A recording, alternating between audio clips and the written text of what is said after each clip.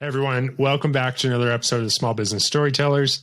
On today's episode, we're going to hear a story of a business that's transitioned from doing in-person services to online services, but it's not going to be your typical one that you've heard, which is, hey, we were doing stuff in person, then the pandemic happened, and then we adjusted. Today, we're actually going to hear a story about a business owner who felt that coming and knew that they needed to make that transition before the pandemic. And so we're going to talk about how to trust your gut, how to know when your business needs to make transition. And also we're going to talk about sales and how to have sales conversations in a really natural way.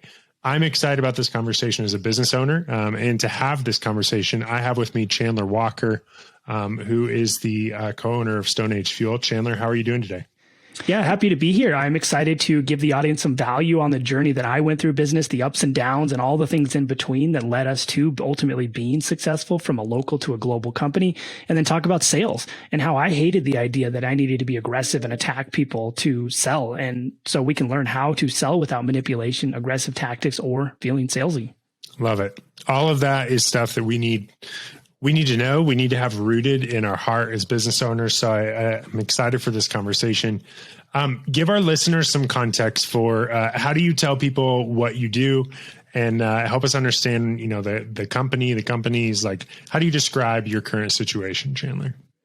Yeah, when people ask me what I do, I usually tell them, well, my role is a care hacker. My job is to learn how to hack the care into people's lives and into people's sales process. So we remove ourselves from this idea of business just being about money and moving ourselves into this idea that business should be about people, because it's not business to individual, or it's not business to consumer or business to business anymore. It's just business to individual. And to learn who individuals are, we have to enter a level of communication I call level 5 listening, where we have to understand what's going on within their heart and soul and their thoughts and beliefs and mindset. Yeah, I love that. So how does that actually play out?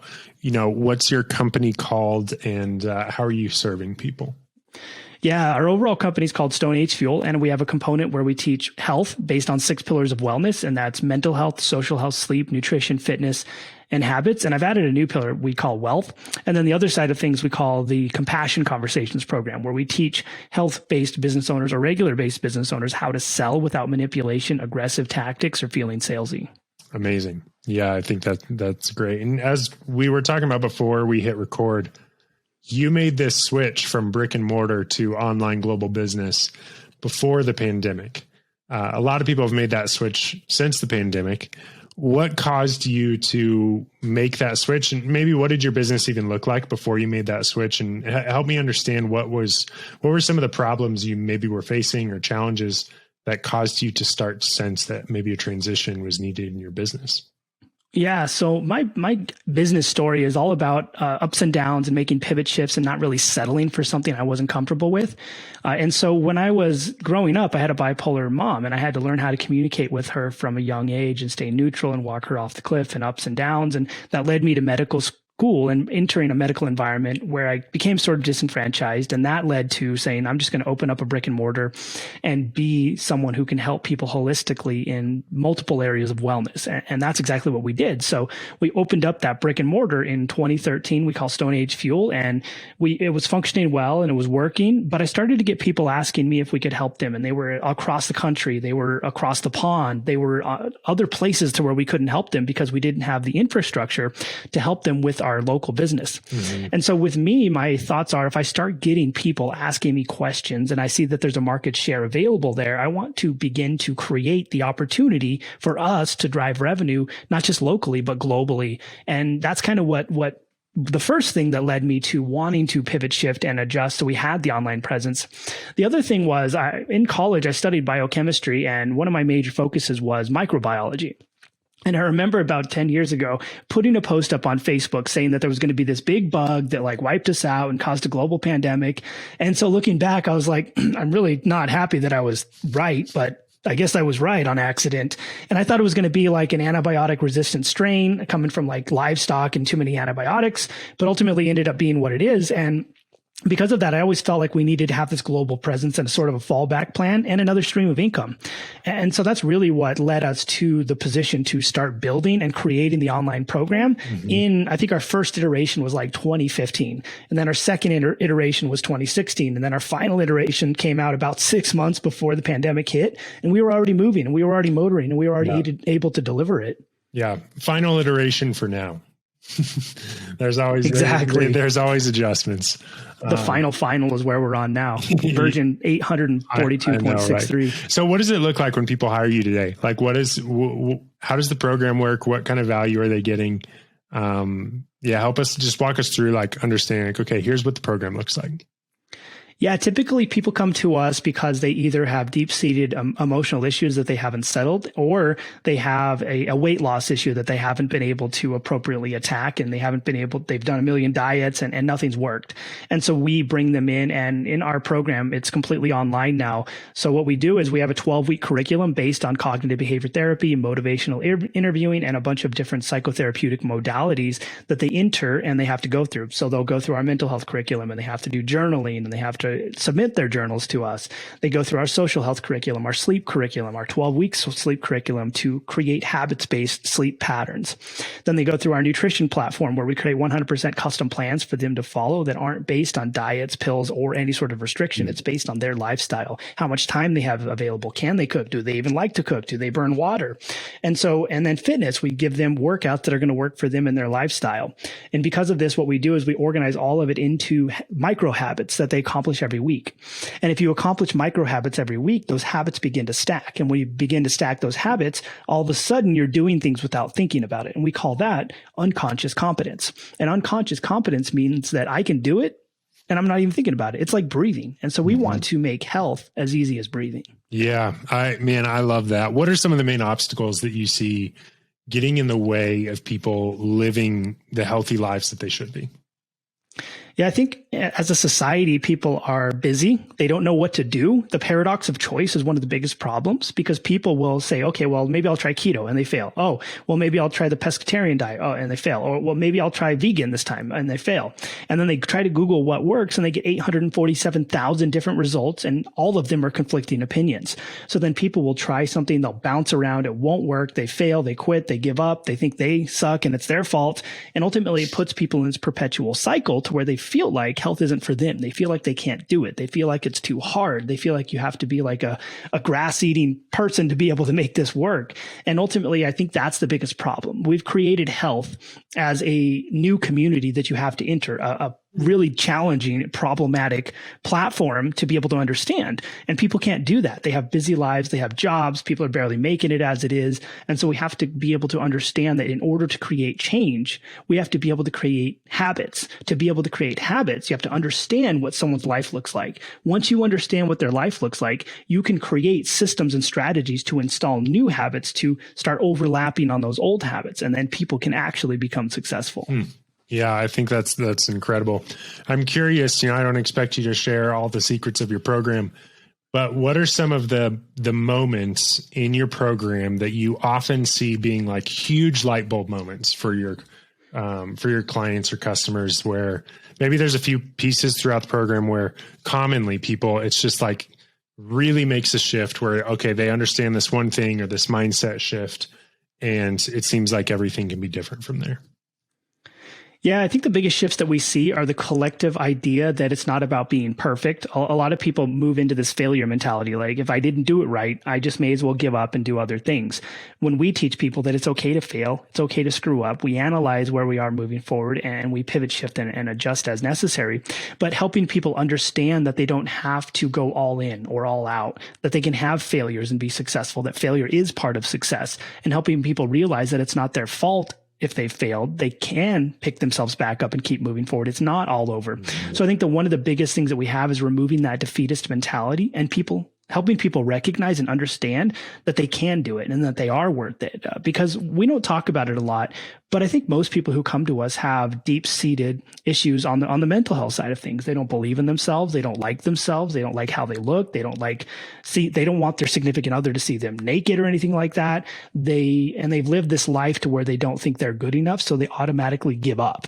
And so by giving people the power to recognize that it's not about being perfect, it's not about constantly putting yourself on a pedestal. It's just about one foot in front of the other and making it from one meal to the next. We give people the power to take their life back. I love that. I want to shift towards kind of the business community a little bit, because so much I'm a business owner, and a lot of our audience is business owners. And some of the things that you're talking about, I definitely see in my life and also in other people's lives in our community of business owners. It seems like some business owners have really mastered this like optimization, to where their whole life, their whole business is built around managing their energy, managing their health. And, they're some of the healthiest people that we've seen.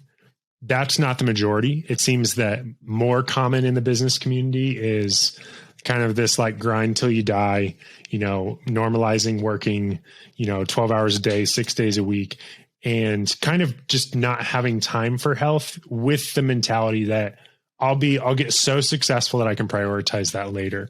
Specifically with business owners, where do you see health being a challenge, and where do you see some of the obstacles for business owners in living more healthy lifestyles?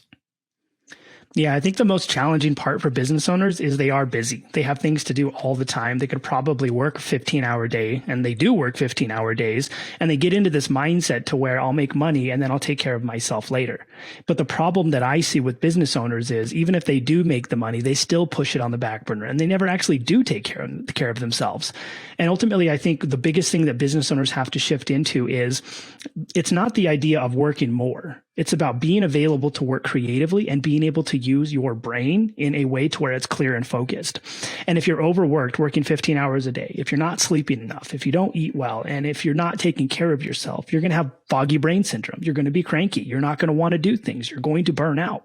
So by not taking care of your health and not prioritizing it as a business owner, most of the people I see cut their business life short. Their business doesn't survive, not because it wasn't going to be successful, but because they burn out. They just didn't want to do it anymore. So I think what we have to think about with business is, it's a marathon. It's not a sprint. It's not going 100 miles an hour. That stuff you have to do today, turns out it's going to be there tomorrow. Mm-hmm. And guess what? It's going to be there the next day. It doesn't go away. We have to learn how to prioritize our time and manage our time. And one thing I work on with business owners specifically is understanding that you have priority of tasks. So you're going to have red priorities, which are really critical, like these need to be done today. You have yellow and green. And what we want to do every day is make sure that we work through our red for the most part. And if you finish your red, you can move to yellow. But if you finish your tasks for the day, you just stop working. You don't move on to more stuff. You don't invent things to do, and you don't find new things, but you learn how to prioritize and manage yourself. So that way you don't wreck yourself. Mm-hmm.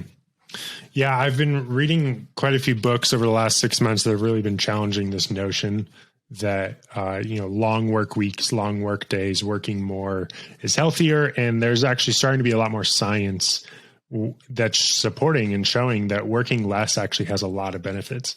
What are you seeing in some of the business owners you've worked with that have maybe toned back and they're working less, or they're working more strategically? What are you seeing and what are you hearing as far as the health benefits of that? Yeah, what I see when people start to prioritize themselves, work less, what happens is they indirectly make more money. And the reason they make more money is because they have a clearer head. They know how to prioritize progress. They've taken time off to allow themselves to recollect and really understand where they're going. Because as an entrepreneur and as a CEO of your business, if that's what you want to be, you have to be able to understand that your responsibility is to build the vision and to be able to build the long-term strategy. And if your brain's constantly clouded and if you're constantly overworked, you're never going to know what that long-term vision is. You're just surviving. Mm-hmm. And you can't thrive if you're just simply surviving. So what I see with business owners is, once they learn to prioritize themselves and really understand how to create balance, they create the ability to actually think clearly, and they build the ability to actually grow their business. And their business does grow and it becomes successful. Yeah. It seems like everything you are doing and all of the work that you're doing is very founded and very based in understanding how people think. And I think that is huge in just understanding what the motivation is behind some of our bad habits, some of our good habits, where we're moving forward. And I think this plays out in sales a lot, where so much stress from business owners comes around sales. Very few people truly love the model of sales that our culture has created of sales. Like when we think about sales, like car salesmen or something, very few people truly love that. There's more people that they're okay with it, and they grow to kind of put up with it, and they become very successful in it. But I don't think that sales has to be this like slimy word. That was actually why I got into marketing, is because I felt like, marketing can be this really, really good thing. Like when you have value and you can help solve someone's problem, like that's a really good conversation when you can help solve someone's problem. But marketing and sales often goes all these different directions, and the result is people hate it. Talk to me about some of the work that you've done to help people with their sales and help people to maybe reframe how they look at sales. Yeah, that's a good question. So as I was growing up, I was talking about how I had a bipolar mother, and I had to learn how to communicate, and I had to learn how to understand what other people's emotions looked like. And I had to learn how to read people and how to step out of my own ego and my own comfort zone and into what they're doing, so I understand their model of the world. And so as I went through school and as I opened up our wellness business, our products weren't that cheap. They were higher end. I mean, our products were in the 4, 5, 6-figure rates at some points. And so I had to learn how to sell. And I hired coaches, and they told me, well, you have to be aggressive. You have to go for the close. You have to assume the sale. If they cry, they buy. And I was never comfortable with that, because for me, I got into this to help people. I got into this because I wanted to ultimately provide a holistic solution so people could be well. But if I had to manipulate them into making a decision, well, I was kind of living a lie. Let me bully you to make a decision to make you better. So what kind of person am I providing health? And so that drove me insane. And like I talked about earlier, I'm the kind of person that if I don't like that, I will create something new so I don't have to do that anymore. And that's exactly what I did. So after doing it was around 4,000 sales conversations on my own, I created the system we call compassion conversations. I took what we were doing in the mental health side of things and on the social health side of things in our wellness program, and I installed these psychotherapeutic modalities into our sales process from what I was already doing naturally. And so we created this sales program rooted in real psychology, rooted in cognitive behavior therapy, motivational interviewing, acceptance commitment therapy, and a bunch of other modalities. And it entered into this 3-step process where, number one, you detach from the need to sell. Don't worry about making the sale. Just install the idea and the need to serve. Show up to serve people, show up to help people. And then number 2 was becoming what I call a level 5 listener or a cognitive listener, being able to understand it's not just about the pain. It's not about sticking the knife and hurting people. It's about understanding and recognizing that there's an external statement that people give. But inside that external statement is the real belief, the actual problem at hand. And if we can understand that actual problem, then what we can do is we can work backward to understand how that's historically created problems over time and how it continues to manifest and trigger, making the problem unsolvable. And now you've connected the dots to what's really happening. And a funny thing happens when you do this. People recognize that there's a real problem that they didn't know existed. And now their mindset shifts from, what are you trying to sell me, to, how can you help me? When did that shift happen for you? Like, was there a sales conversation that you went into, or a moment where you're like, you know what, I'm done with this pressure. I'm not going to try to get this sale. Like, when was that shift for you where you kind of stopped trying to sell and just started trying to add more value? Yeah, I remember it vividly. I had a coach who I was going through a little bit of a sales slump, and I didn't know why. And so I started changing my process. And when you change your process, you go right into a slump, which I didn't recognize at the time. But the coach told me, well, Chandler, you just have to be more aggressive. You really just have to pull the money out of their pockets. And I was like, all right, I guess I'll do that. And it wasn't me. It's not my personality. And so I went into these calls, and I was like really pushing these people and really pressuring them. And I got a couple of sales, and I started getting refund requests, and I'd never had refund requests in our business. I'd never had people with cold feet. And it just, at that moment, I was like, I'm actually bullying someone into making a decision, and they're backing out, and it's my fault. It's not their fault that they had cold feet. It's 100% my fault because I'm doing this horrifying process that I decided to install from this coach. And so at that moment, I said, I'm not going to do this anymore. I'd rather shut the business down and go work at a 7-Eleven or something than do this and manipulate people. And so I took everything that I was doing. I took all of our business systems. I took our mental health platform and I organized it into frameworks of belief, frameworks and patterns of thought, frameworks and models of the world people live in. And I recognized that we can actually use that to have a genuine therapeutic conversation with someone in a sales talk conversation. And it changed the whole game for me. Yeah, I think that's so huge. And again, it shifts from I'm trying to get money from these people to I'm trying to serve and give value. And, how can I help this person? And that gets into kind of the law of reciprocity where, it's not necessarily about giving money and getting money in return, but as you help more people, that's going to open more doors. As you aim to help people, that's going to move things forward. And so I think that's huge in the sales space and in that world for business owners to get rid of that pressure. I'm curious to again, with the business owners, let's speak to that audience a little bit. What are some things or maybe some questions that business owners should be asking themselves as they kind of look in the mirror and analyze health, which, as you said, that's a big topic that includes mental, spiritual, wealth, physical health, all of these things. What are some questions business owners or leaders should be asking themselves to kind of start to examine where they're at? Yeah, I like to keep things simple. So if I was a business owner, I would open up a journal or a book and I would just write down, am I happy? And then under that, I would, whatever the response is, I would say, okay, well, why? Why am I happy? Why am I not happy? And then based on that, I would write another response. Well, why is that? And I would continue asking myself why until I understand what's really going on. Because a lot of the time we'll live a lie. Oh, you'll write, yeah, I'm happy. Okay, well, why are you happy? Oh, because I have a nice business. Okay, well, why does your nice business make you happy? Oh, well, because it makes me money.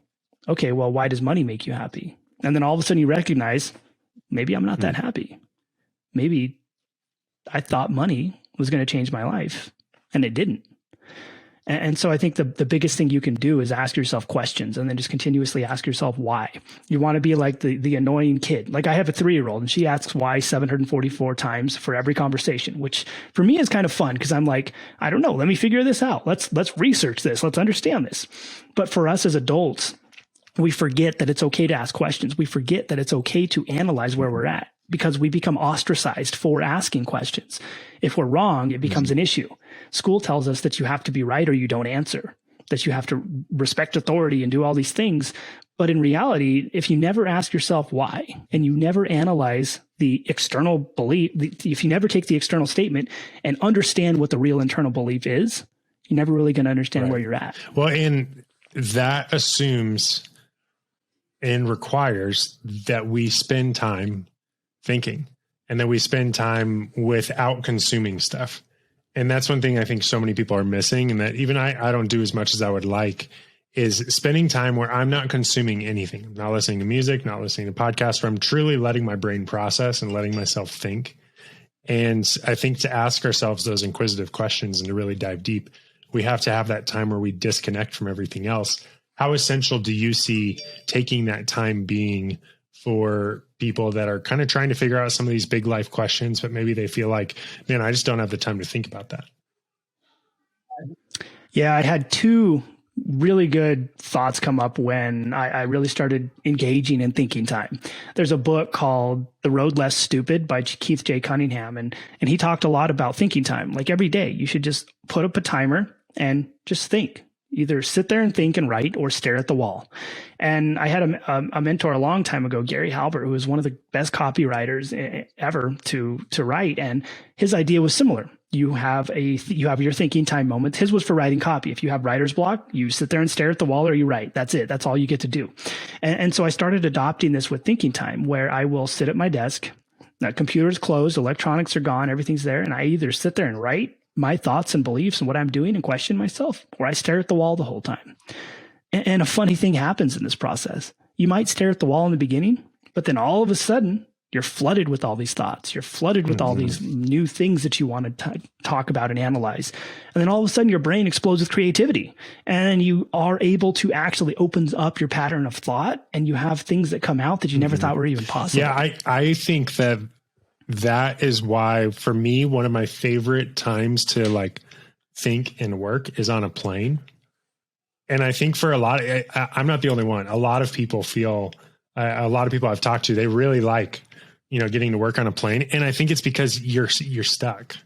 Nowadays it's a little bit harder because there's Wi-Fi and all this stuff. But like, if you open up your journal, you sit down with a pen and paper, you open up notes on your phone or on your computer, you can't necessarily get distracted by, Facebook and all this stuff. And you're surrounded by usually strangers. So I think putting ourselves in these environments, like you said, where we're kind of cut off from all the stuff that's normally distracting ourselves. And it's like, you either start writing stuff down or you sit there and you think. And I was actually on a plane the other day, and I didn't even get my computer out. I was by myself, and it was just like, I'm going to just sit here I'm going to like sit here and be here and let myself think for 2 hours. And that time, it's so hard to find that time during our days. But when we do find that time, I think it's absolutely huge. And have you seen that play a big role in sleep? I know that's kind of like a little bit of a tangent, but have you seen or heard from people in the health space that are connecting, like having that time for our brain to think with, like, and maybe not just sleep, but where maybe that time to think or to write or whatever it might be starts to impact other areas of our health that might seem unrelated? Yeah, I think so, because what thinking time does is it also allows you to have worry time. You can sit there and think and worry and do whatever it is you need to do. And so one of the strategies we actually do and employ to help people learn to sleep better is what we call adopting worry time. So maybe 30 minutes, an hour before bed, you sit there and you write out all your worries, all your problems, everything that's going on, everything. You just let it explode. Because at that, and then you close your notebook and you give yourself permission to leave it there until the next day. And so what that does is, instead of the worries exploding right when your head hits the pillow and you're like, oh my gosh, I can't stop thinking, you've already let it out. You've already done it. You've already gone through it. So it's already taken care of and handled. And your body starts to learn that worry time happens and then bedtime happens. And so it's a really interesting idea, and maybe even a phenomenon, that we can actually train ourselves to not only think, but worry at specific times, so we can actually move into a bedtime and not sit there and think all day and all night long. I think that's really interesting. There's a lot of other questions I'd love to ask, but I want to be cognizant of your time. And I want our audience too to get in touch with what you're doing. Who's the perfect person to work with you guys? Like, who's kind of your ideal client, ideal person that if they're listening to this, you would say, if you're, going through X, Y, and Z, you should get in touch with us? Yeah, we really have two types of clients. If you're an entrepreneur who's overworked and overwhelmed, if you're somewhere making the $10,000 to $20,000 or more a month mark, and you don't really know how to scale it, and it's not a business problem, it's a personal problem, then we'd love to chat and help. And if you're an entrepreneur who has a robust system, who has a lead generation platform, who is generating but hates sales and either doesn't want to sell themselves or needs to adopt a sales team to scale up, then that's what we're kind of looking for our Compassion Conversations program areas. So if you want to get in touch for Compassion Conversations to learn how to sell without manipulation, aggressive tactics, or feeling salesy, just go to 9step.cultureofcare.life. That's .life, not .com. If you want to learn more about our health program, go to 6pillars.stoneagefuel.com. And that's 6 with the number 6. pillars.stoneagefuel.com. And if you just have general questions and you want to chat and connect with me, just connect with me on Instagram and shoot me a DM. I'm super approachable and a fun guy. So just go to Instagram.com/Chandler_SAF. Love it. Chandler, this has really been a pleasure for me. I hope it has been for our audience. Love hearing about what you're doing at Stone Age Fuel. And I just love that you're approaching problems in such an intentional way. And I'm excited to see where this takes you, and I think where it takes you through who you get to serve. I think that's the neat thing, is looking at, like, we usually use this language in the business world of like, oh, I'm excited to see how much your business grows. And I feel like it's kind of reframing to like, it's going to be awesome to see how many people you get to serve and how much impact you get to make through the people you get to serve. So Chandler, thank you so much for your time today. And to our listeners, make sure to head to the links Chandler mentioned. We will have those in the show notes below for you to check out. Thank you so much for your time. Yeah, thanks for having me. Hopefully we gave you some value, and I call my business and everything we do the culture of care, because we are here to create change in the world in a meaningful and positive way. Oh, and the Stone Age Fuel link is actually 6 pillars, SIX pillars.stoneagefuel.com. I misspoke earlier. Perfect. Thank you.